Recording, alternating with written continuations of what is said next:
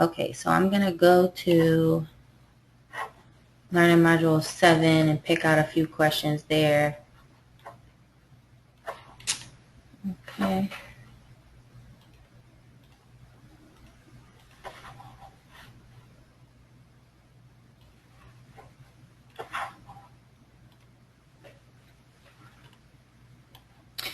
Is there a section in Learning Module 7 you want me to start with, or just from the beginning?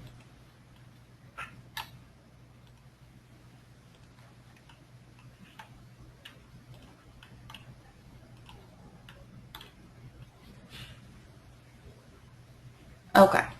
All right. So here we go. In this problem, let me grab this. In this problem, it says simplify the expression completely, and we have a fraction with a variable at the top and a regular number at the bottom being squared. So the first thing you want to really know is that since the whole thing is in parentheses, right? Oh yeah, this is difficult to write.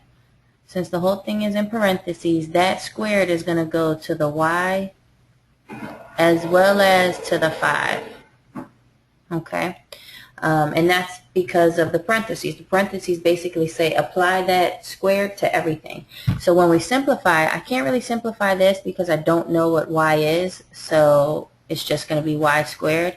But I can figure out 5 squared, which is 5 times 5, which we know is 25.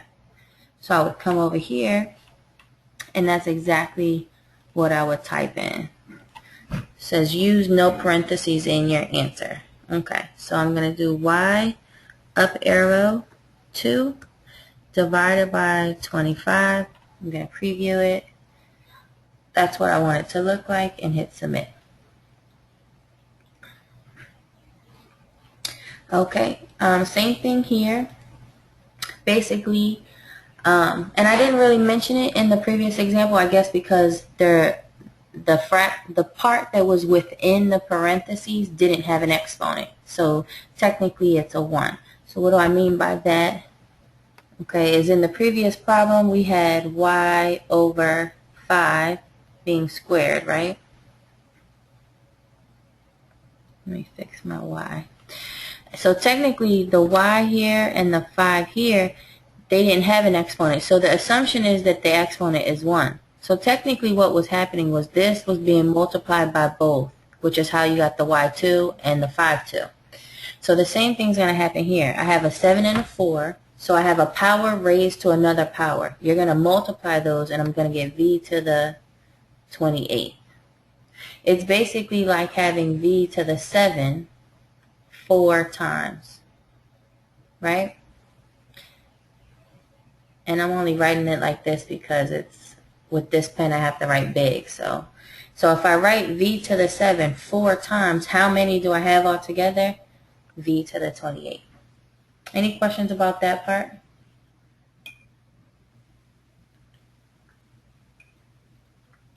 Okay. Let's erase this one.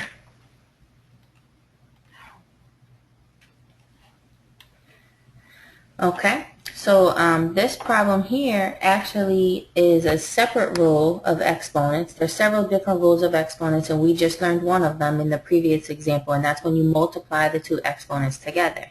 It's called the power rule. This rule here, we're not going to multiply, we're going to actually add them together.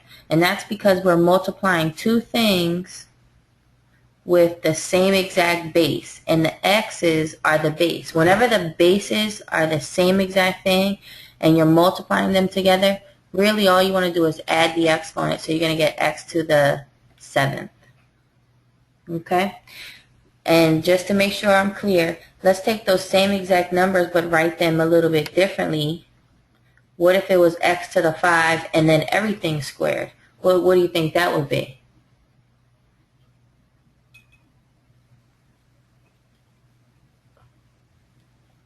Very good, x to the 10. So in an example like this, the exponents get multiplied together, whereas in an example like this here, they're actually getting added together. Okay, so those are two separate exponent rules.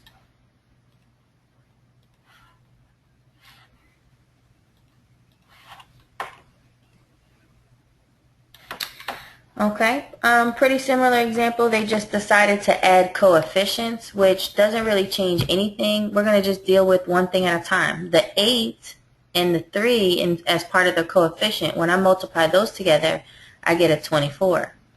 The x to the 5 and the x to the 3 are being multiplied together, and again they have the same exact base, so it's going to be x to the 8. Any questions about that? Sweet. Okay. Now I'll just look at the last one to see if they add anything a little more difficult. Nothing more difficult here. This is exactly like the previous example. The 9 and the 3 give me the 27, and I'm going to get x to the what?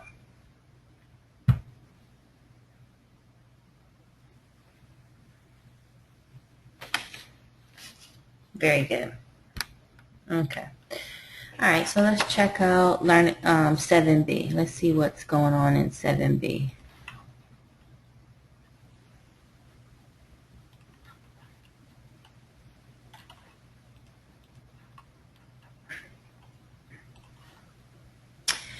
Okay. This may be a little difficult to write with my pen since I have to write so big, but I'm going to do the best I can. Here it says evaluate this expression when x is -3 and y is 2. So basically, evaluate means take the numbers they're giving me, the -3 and the 2, and plug them in appropriately. Whenever you're plugging numbers in, you want to use parentheses. So it's going to be 3 squared, well 3x squared, and x is -3. So I'm going to go ahead and put the -3 in parentheses, and I'm going to square that. Because the x is being squared, that means whatever x is also squared. So I got plus 4, and then the y is a 2. So I'm going to use parentheses for the 2, and then I'm going to cube it. Okay. Once I have everything plugged in, now it's just a matter of order of operations. Order of operations say do my exponent first, and I'm just going to change my color real quick. Okay. I'm going to do my exponents first, which here is -3 squared. So -3 times a -3 is a +9. Still in parentheses, I'm bringing down this 3. Plus, here I have 2 cubed, which is 8. So it's 4 times an 8.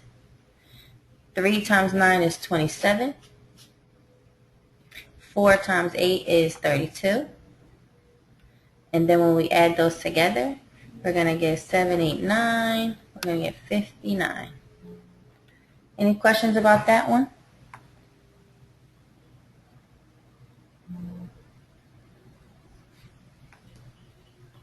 No? Okay. Sorry about my handwriting with this. This is a little more difficult to write with, but I think I'm kind of doing it. All right. Same exact thing here. Evaluate. They gave us some numbers. We want to use parentheses. Just watch your signs. That's the biggest mistake I see students make, is just losing the sign. So here it's 15x, which means it's 15 times 19.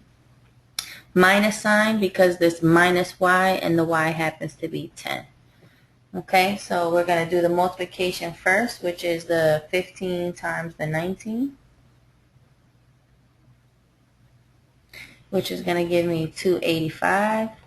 And then when I subtract 10, I'm going to get 275. Okay. See what else we got here. I'm going to continue to evaluate some of these. This expression is actually all multiplication. So this is 5 times p squared times h. So you just want to make sure you don't lose that, and we're going to use parentheses to make sure we don't lose it. So p is -5, and we're going to square that, and then it's also being multiplied by h, which happens to be -4. There's a couple of different, I could have just wrote it next to each other without the dot. Still would have been all multiplication. I'm going to take care of this first, which -5 times a -5, because since the negative sign is inside the parentheses, I'm squaring the whole thing. So I'm actually going to get 5 times a positive 25 times a negative 4. 25 times 5 is 125. So I get 125 times a negative 4. And 4 times 125 is 500. Positive times a negative is a negative, so it's going to be negative 500. How about that one?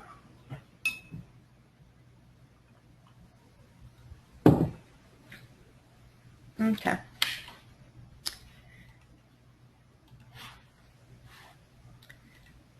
Skip down to number 8. See what that is. Okay. Here, same exact thing. It's just fractions. A lot of people kind of just get freaked out just because it's a fraction. But you just want to make sure that you plug it in appropriately. So I'm going to do 1/2 a squared. A happens to be 1 over 6. And we're going to square that times b, which is 3 over 5. So then we're going to multiply everything.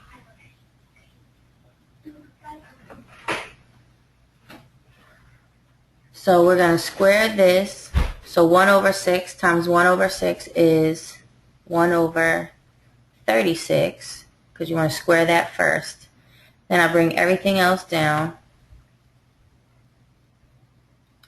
So right here, what I would do, especially since we're not using calculators, is instead of just going ahead and multiplying straight across at the top and the bottom, I would simplify as much as possible. And I see, I'm just going to change my color so it's a little easier to see. I would simplify the 3 and the 36. 3 would become 1, the 36 would become 12. That makes everything a little bit smaller. So now at the top I just have 1 times 1 times 1, which is a 1. And then I have 2 times 12, which is 20. I got 2 times 12, which is 24. And then 24 times 5, which is going to give me a 120. So my final answer would be 1 over 120. Any questions about that one?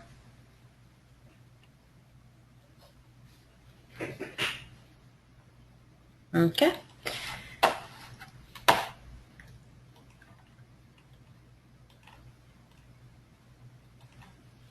You're very welcome. No problem. Oh, number 8 and number 9 were the same exact problem. What gives? Well, that means we should get them both right, right? Alright, let's go back to Learner Module. Let's go to Learner Module C, 7C, and pick out some problems from there.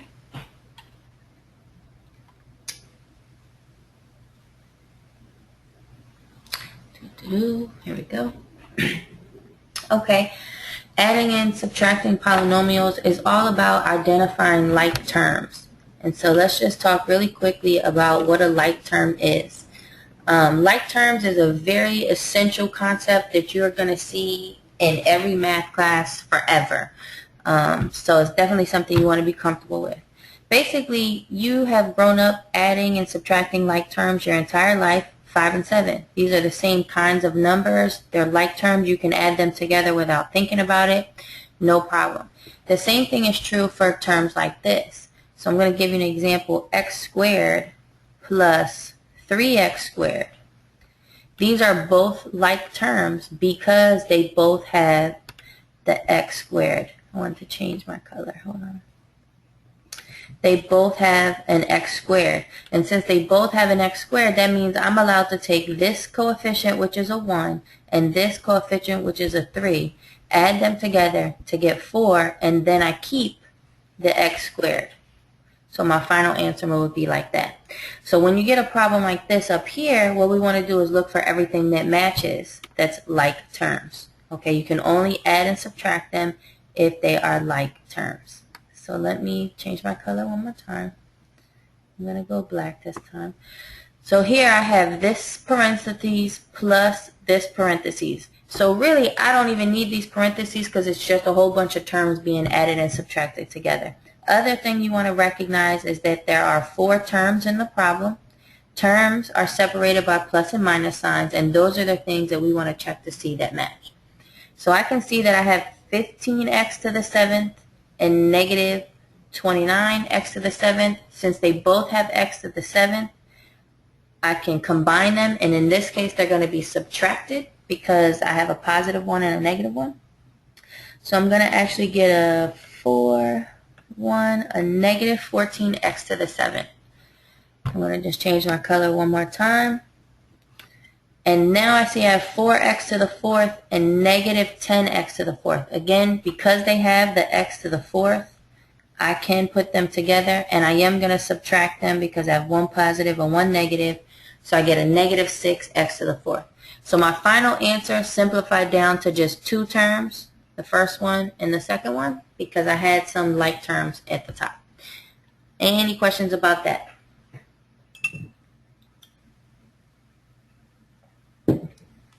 Okay.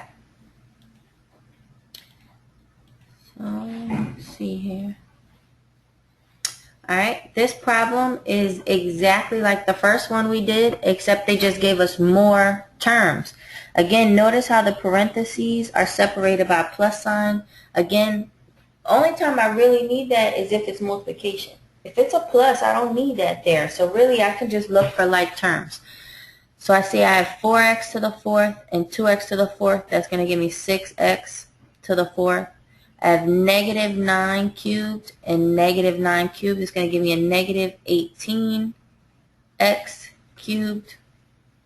I have negative 1x and a 4. Well, they are not like terms, so I'm just going to rewrite those separately. So this time my final answer only simplified down to 4 terms.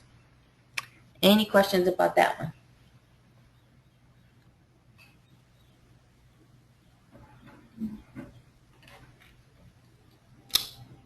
Okay. Alrighty. Was it? Nope. If you see here, the original was a plus, and we didn't do anything to it, so it stayed like that. It didn't have anybody to combine. Now, if this, you see this sign right here, if this sign in between the parentheses was a minus, then that minus would have made this plus a minus 4. But since it was an add and this was already add, it's just stayed a plus 4. There was no one for it to combine with. Did that answer your question? Okay. I'm going to look for the one that has subtraction in here because that is a little bit different. When this is addition, you can just look for combining like terms. But when it's subtraction, we do have to do a little bit more. So let's look for one that has that. I'm sure it's coming up soon. There it is. Okay. All right. So here, notice in all the other examples, there was a plus sign in the middle. So we pretty much were just combining like terms. But this minus sign being in front of this set of parentheses changes everything. That means that every single term sign is going to change. So my positive 9x cubed is going to become negative 9x cubed. My negative 8x squared is going to become positive 8x squared. And my positive 3 is now going to become minus 3. Once I deal with that negative and change everybody, now it's a matter of just combining like terms. So I have 8x cubed, I have minus 6x, and I have a minus 10. These guys go together, so I'm going to get a negative 1x cubed, and you could just write negative x cubed. This is my only x squared, so I'm just going to bring him down.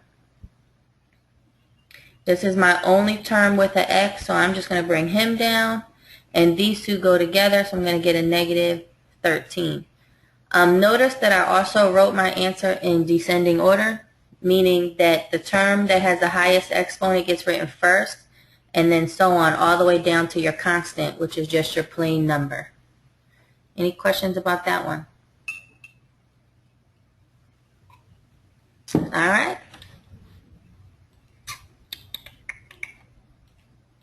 Let's keep going. Alright, so how about this time? Why don't you try to work this problem out first and type your answer, and then I'll tell you if you did it right or not, just to make, because if you got it, then we'll go on to the next thing.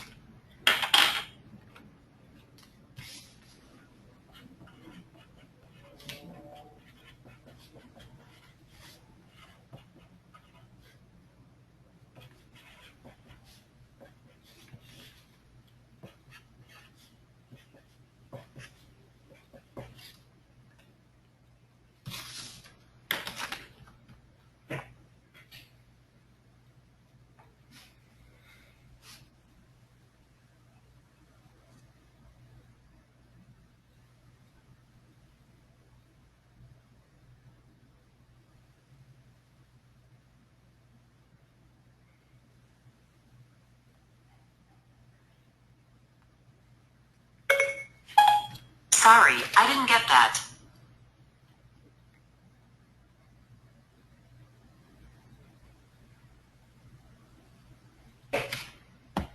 So you got x squared plus x plus 1. Very good, very good.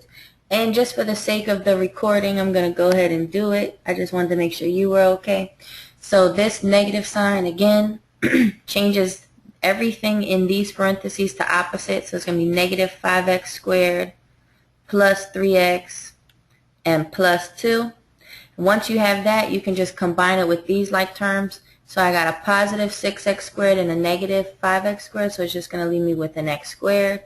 Minus 2x and the positive 3x is going to leave me with just an x.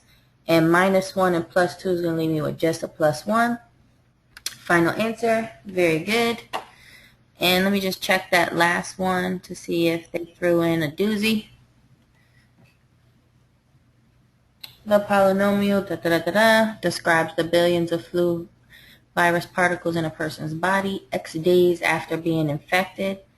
Find, I can't read it, hold on, let me move my box out of the way. Find the number of virus particles in billions after 4 days.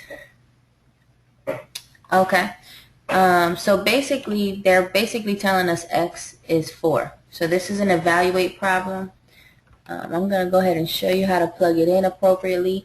So this is the same thing we've been doing, except they put it into a word problem. Okay, this formula or polynomial that you see here represents this certain scenario, X days after, so X representing number of days, and then it asks you what will the answer be after 4 days. So our job is to take that 4 and plug it in everywhere that we see an X. I'm not going to have enough space to work this out on the screen with my extra large pen here, but I think being able to plug it in appropriately is half the battle. So there's the first term, and then it's going to be plus, and again I'm going to kind of write down here 2.8, x is 4 cubed, and then just plus 24.7. It's a matter of doing your order of operations. You would do the 4 to the 4th power, 4 to the 3rd power, multiply it, and then just add all these together. Okay. I'm going to, just for the sake of calculator, for you to know if you did it right, I'm going to go ahead and type it in my calculator. Okay, so you end up with this decimal, negative 0.73 will be times 256. And then you can have negative 2.8 times 4 times 4 times 4 is 64. And then finally plus the 24.7. And again, continue to multiply and add that together and you'll get your final answer. Okay. Unfortunately, I just can't fit it on the screen with this pen. It's too big. Alright, let's go to another section here.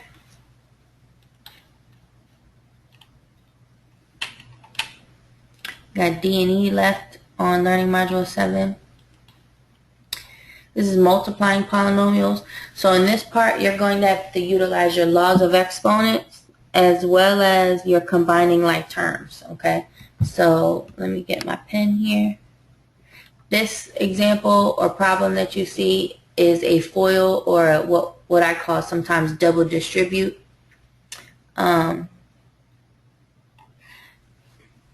Because it's like you're distributing twice. Okay, so you got these two terms here being multiplied by these two terms. So what you want to do is you want to take that 4x and you want to multiply it by 7x. And you're going to get a 28x squared. Okay, then you're going to take that 4x and you're going to multiply it by the 7. And you're going to also get a positive 28x.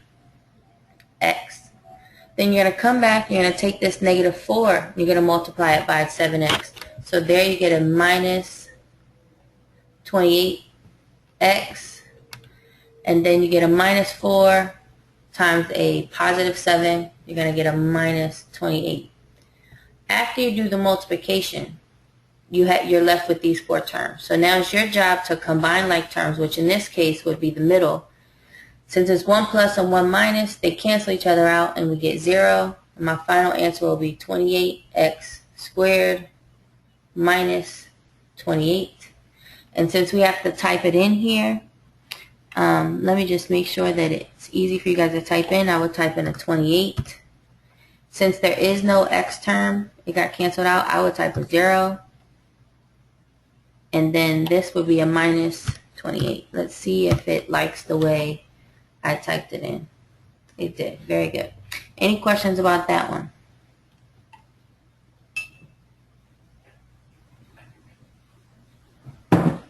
Okay, let's find another. A pretty similar problem. Again, it's 2 terms multiplied by 2 terms. So whenever you have that, it's like you're distributing twice. I'm going to take my y and I'm going to multiply it by my 4y. And I'm going to get 4y squared. Don't forget, when you're multiplying the same base, the exponent does change. Then y times negative 5, which is a negative 5y. Then I'm going to come to the second term here, which is negative 4 times 4y is a negative 16. Y, and negative 4 times negative 5 is a positive 20. Now once I do that, it's a matter of looking for like terms, and I can see again that those middle terms go together. They're the same thing. They have the same exact sign, so I'm also going to add them together to get a negative 21y. Then I'm just going to bring down everything else. Okay? Any questions about that?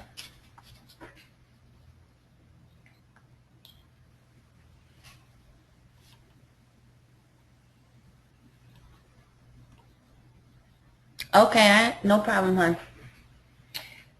Any questions on that one, though?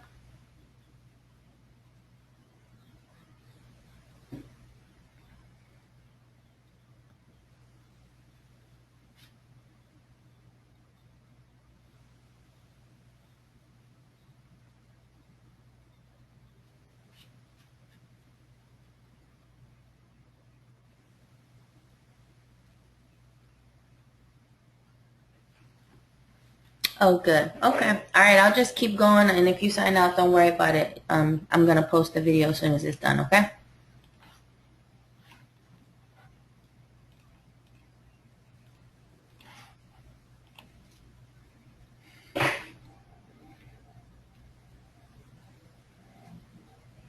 Okay, so this problem is actually the same exact thing we've been doing. It's just written a little differently. Notice how that whole thing is in parentheses and it's being squared. So that means you should rewrite the whole thing twice. And once you rewrite the whole thing twice, you'll see that it looks just like the other problems where we had to distribute twice. T times t is t squared. T times negative 9 is negative 9t. Negative 9 times t is also negative 9t. And negative 9 times negative 9 is positive 81. When I combine those like terms, I get negative 18t. And then I'm just going to bring everything else down. The t squared and the plus 81. And this would be my final answer.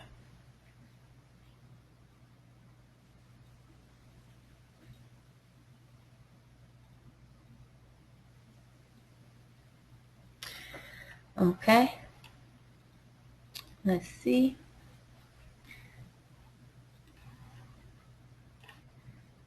I'm going to go ahead and erase this.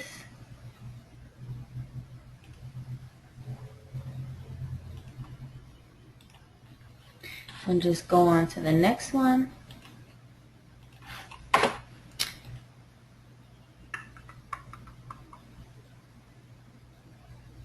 It's also double distribute. And I'm going to do this one because of the minus signs. I know sometimes we think that something's going to be different and we get all caught up in the fact that there's a lot of minus signs. But just take it one thing at a time. You got negative 3x to the 6 times negative x to the 4th. A negative times a negative is a positive. A 3 and a 1 is a 3, so I got a positive 3. X to the 6 and x to the 4th is just going to give me x to the 10th. Then I'm going to take negative 3x to the 6 times 7. A negative times a positive is a negative. 3 and 7 give me the 21. And x to the 6, nothing changes. Then I'm going to take the negative 5. And I'm going to go negative 5 times negative x to the 4th. I get a positive 5x to the 4th. Then negative 5 times a positive 7 is negative 35. There are no like terms here. They all have different exponents. So none of them are like terms. So my final answer would be that big. Okay? Erase that. Let's go on to some from 7E.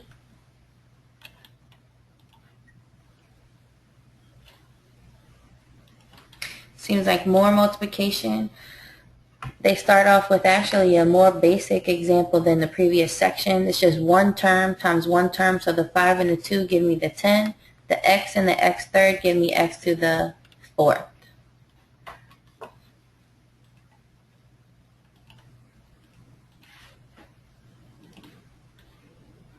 It's another FOIL problem. I did plenty of those. I'm trying to find one that's different.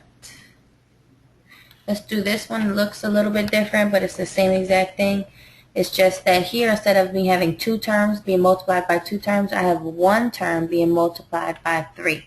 So I'm going to take that 3x to the 3rd power and multiply by each and every one. I'm going to get 15x to the 5th. Then I'm going to get a positive 6x to the 4th. Then I'm going to get a negative 6x third. Again, none of these exponents match, even though all the variables do. The exponents do not, so they're not like terms, and that would be my final answer.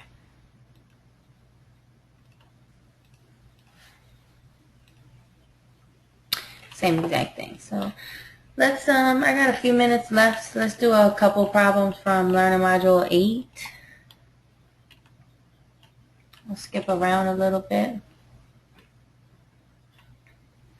Ratios. Ratios is just really, I think, a fancy word for comparing things. So enter the ratio as a fraction in lowest terms. A ratio just means I have a couple different ways I could write this. I could write it like they did with the word to, 15 minutes to 3 minutes. I'm comparing 15 minutes to 3 minutes. I could write 15 colon 3. And the most popular way to write ratios for math is as a fraction, so 15 to 3. But the thing you want to notice is they did say lowest term, so that means we want to simplify as much as possible. 15 and 3 are divisible by 3, so I'm actually going to get 5 over 1. And so I am going to go ahead and leave it as a fraction. Let's see if it likes when I type it in like that. 5 divided by 1. Submit. Nope, it didn't like that. Maybe it just wants me to type the 5. So let's see. This time we have 40. 4 over 40, which again can just be 1 over 10. So let's type that in and see if it likes that. 1 divided by 10. There we go. I think for this one, even though 5 over 1 is correct, technically it should have been just 5, but I thought that since it was in the ratio section, they would have left it as a ratio. But that's okay. Let's skip another one. Let's go to another one. Okay, so now ratio and rate are related, okay? With ratios, the unit is the same. So the previous example, they were both minutes. In this example, it says find the rate. So these aren't both minutes. We got dollars compared to hours. And that's why it's considered a rate, okay, and not a ratio. So, but here what it's saying is I got paid $54 in 6 hours. And the question is asking dollars per hour. Well, the way to find out how much was it when it was just 1 hour is we're actually going to just do this division. So 54 divided by 6 is 9. Okay? So I'm going to type 9 in, and it should like that. But let's check it anyway, because I know sometimes it gives us some issues.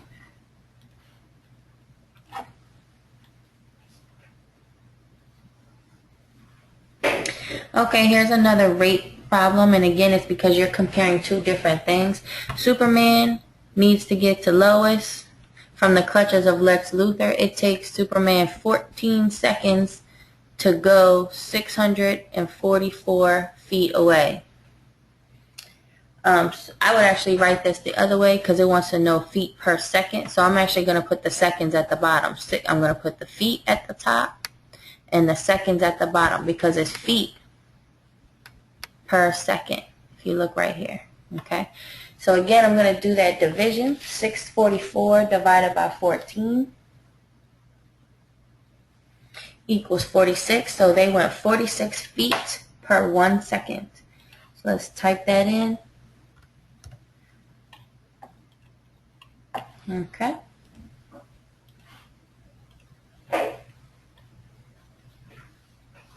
It's the same exact problem. Let me go ahead to a different section. Proportions. Proportions is nothing more than comparing ratios.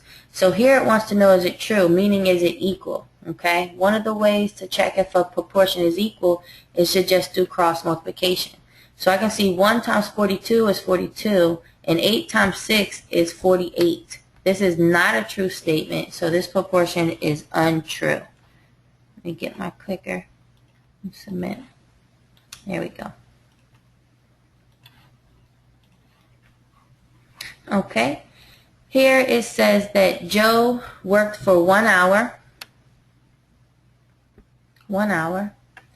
And he packed 2 cartons. So we put hours at the top and cartons at the bottom.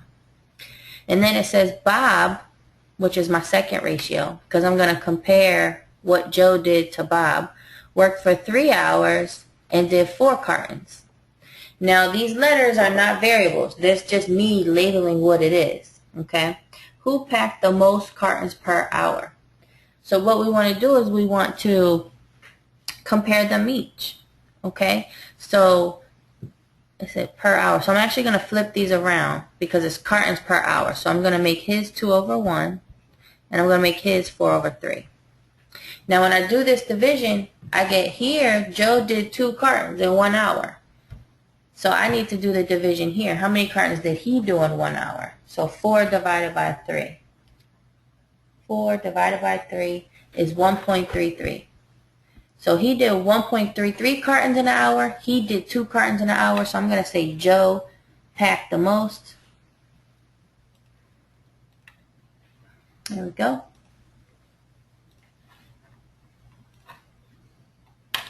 Okay. The thing you want to watch out for problems like recipes is when they give you mixed numbers, you want to go ahead and change those to improper fractions.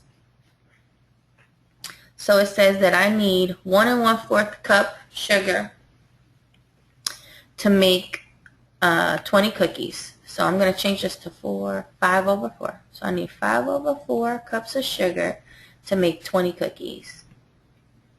To make 14 cookies, how much sugar will I need? So that's my variable. Notice that I put sugar at the top and cookies at the bottom, right? I was consistent. That's what you want to make sure you are when you're setting up your proportion. Be consistent. If you put sugar in the top on the first fraction, put sugar in the top in the second fraction. Now once I'm here, to actually find x, I can just cross multiply. So what I'm really going to get is 20 times x. Okay, again, these are not variables. These are just me trying to be consistent. Equals 5 over 4 times 14. Okay. So first I'm going to go ahead and work this out. So I'm going to get 14 times 5, which is 70. And then 70 divided by 4. So I'm going to get 20 over x. 20x equals 70 over 4. Okay. Now, in order to get x by itself, all I need to do is divide by 20. So I'm going to divide by 20.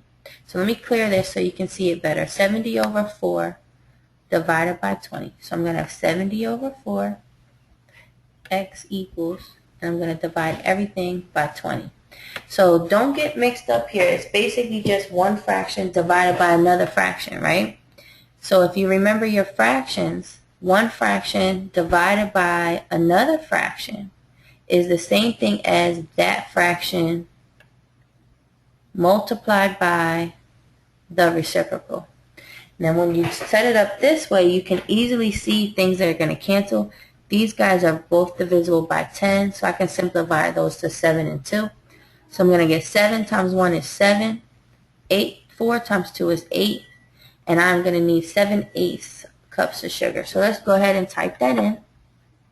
Make sure that it likes me. There we go.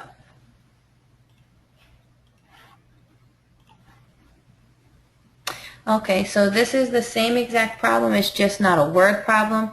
It has a proportion here, which basically means I have two fractions set equal to each other. Whenever you have two fractions set equal to each other, again, you can go ahead and cross multiply. So I'm going to get 28x equals 21 times 32. To solve for x, we need to go ahead and simplify as much as possible. So 21 times 32 is 672. And the only way to get x by itself is to divide by 28. So I'm going to get 24. X is equal to 24. I'm going to go ahead and type that in.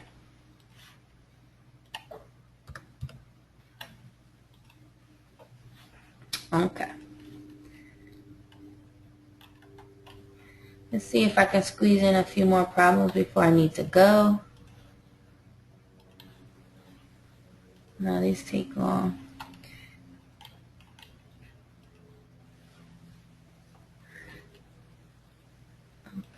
Don't beat yourself up about section 8C. It's a good section, but it's not heavy. In the next course, you actually learn it again. But finding perimeter and area, you definitely need to be able to do that. So here it says find a completely simplified expression for the area. Area of a rectangle is the length times the width.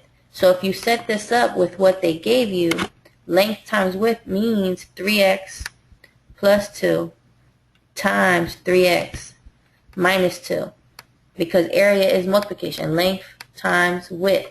Once you set this up, it's FOIL. You got 9x squared minus 6x plus 6x and minus 4. These cancel. So you're left with 9x squared minus 4. I'm going to go ahead and type that in.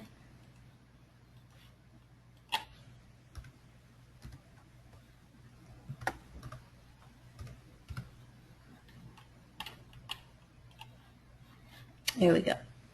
Alright, so please guys make sure you check out the final exam video that I made last semester. It was just about the final exam only. It's on the YouTube channel.